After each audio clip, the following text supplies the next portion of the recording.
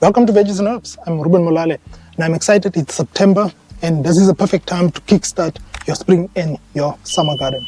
So in today's video, I'm excited to share with you a number of crops, herbs, and flowers that you can start in September to kickstart your spring and your summer garden. So all of that is coming up. Now, if you live in the Free State, Gauteng, or in the Highveld, it's important to know that those areas could get frost later in September. So it's always important to check what is your last frost date in these regions before you plant these heat-loving crops outside in your garden. So the heat-loving crops that you can definitely start in September includes tomatoes. Now, homegrown tomatoes taste amazing, and the tomato plant can be divided into two categories. You get a determinate variety and the indeterminate variety. So in your selection, just make sure that you plant the right plant at the right place. So if you're gonna go for the bushy variety, it's important to know that they are perfect for small spaces, whilst the indeterminate variety will require support. And the difference between the two is that the bush variety are compact. They can provide you all the fruits at once. Last year, from my one plant, I managed to get a whole basket of tomatoes just from one plant. The indeterminate varieties, on the other hand, will allow you to harvest them throughout the season. So it's important just to ensure that they have trellis so that they can grow upwards. So I have a couple of tomato plants, volunteers that are currently in the garden. But this month I will definitely start with some indeterminate varieties indoors just for backup, and just have some tomatoes available just to ensure that I have some tomatoes available to transplant later into my garden. Now, another heat-loving crop that you can also plant in September is definitely bell peppers as well as hot peppers. It's important to start them indoors because they are heat-loving crops, and if you plant them out too early, it could affect the performance of the plant. So last year I had a good run with my bell peppers and managed to overwinter them. But this year I'm starting a fresh bunch of bell peppers. Yeah, so I'm going with this variety. So I will just be starting a few of the bell pepper plants indoors, and I will be able to transplant them hopefully in the upcoming months as space become available in my garden. Now, eggplant is also another crop that is also a heat-loving crop that you can also start in September. Now, there are different varieties. The one that I'm starting this month is the Black Beauty. Last year, I managed to get some seedlings from a nursery because I didn't plant my eggplant in time.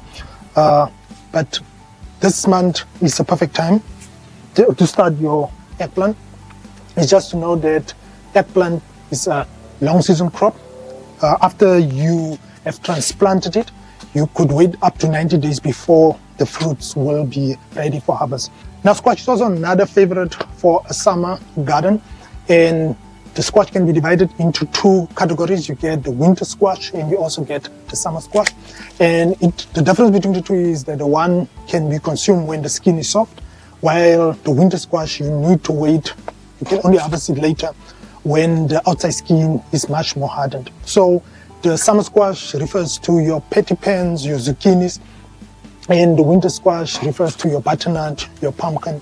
So the winter squash can be stored and be consumed during the winter time, whilst the summer squash can be harvested when they are small and when the skin is soft. So I am planning this year when it comes to summer squash, to try again zucchini.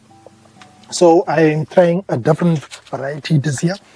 And then I'm also planning to check out the early summer crookneck variety. So this is the first time that I'm planting this one. So those are some of the summer squashes that I will be growing this year. When it comes to the winter squash, I already plan to plant some honey nut variety as well as some of the walnut variety in my garden. Last year I tried the pumpkin. It performed quite well. I was happy with how it performed. But this year I want to double down on the butternut, and also another variety that winter squash that you can also grow is definitely the gem squash. So those are the ones that I will be focusing on Now when it comes to leafy greens, although leafy greens do pretty well in autumn and winter garden, in the early spring you can definitely plant quite a lot of leafy greens. So this includes, your spinach. You can definitely also go for kale, sauce chard, which is a South African favorite, arugula, as well as pak choy, as some of the other leafy greens that you can also plant in your garden. When it comes, since it is still early spring, you can definitely go ahead and plant a couple of different leafy greens in your garden. Now when it comes to root crops, I still have beetroot and carrots in my garden, but I will definitely, just to ensure that I always have a supply, also be planting some beetroot and carrots. Those are some of the root crops that you can definitely also plant in September. When it comes to the lagoons, beans, you can definitely plant runner beans. They are heat-loving crops. I'm waiting for my broad beans to finish off. But some of the beans that you can plant in September include your runner beans and also the bush beans variety. If you have a smaller garden, you can definitely go for the bush bean variety. So the runner beans, they take much longer. If you want something quick, beans that can produce much quicker, then I would definitely recommend that you plant some bush beans also in your garden. Now bush beans are compact, they are quick growing, and you can even grow them in containers. And another South African indigenous crop that you can also consider is definitely black eyed peas. They are heat-loving crops, and they will also perform very well in your spring and summer garden. Now, although peas are a perfect winter crop, there's still an opportunity for you to plant peas in the month of September, since the early spring will still be cool. So definitely peas are definitely an option for you to plant in the month of September. Now when it comes to herbs, the list is endless.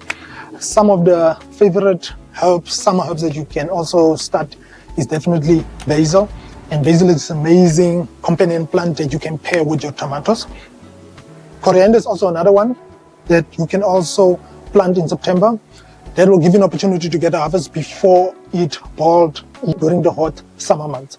Dill is also another plant, rosemary, thyme. So those are all the different type of herbs that you can also plant in September. If you are a beginner gardener and you want to start with an easy crop, herbs is definitely a great way to start your gardening journey, because they are cut and come again crops. They are easy to grow, and there are quite a number of options that you can go for during the summer garden. Yeah. So when it comes to flowers, there are a couple of flowers that you can also plant next to your veggies, and that is nasturtium, marigold, as well as sunflower. So these are the flowers that I will be incorporating this year into my garden. The good thing about these flowers is that they are not only bringing beautiful color and interest into your garden, but they also attract beneficial insects. So there you have it. That is the September planting guide. Just remember that September is a perfect month to get your summer crop started. And just remember, if you are in a frost-prone area, just make sure that you protect your seedlings in the earlier stage so that they cannot be affected by frost. But thank you so much for watching. Please let us know how things are going in your garden, and I'm looking forward to see you in the next one. Keep on sowing and growing.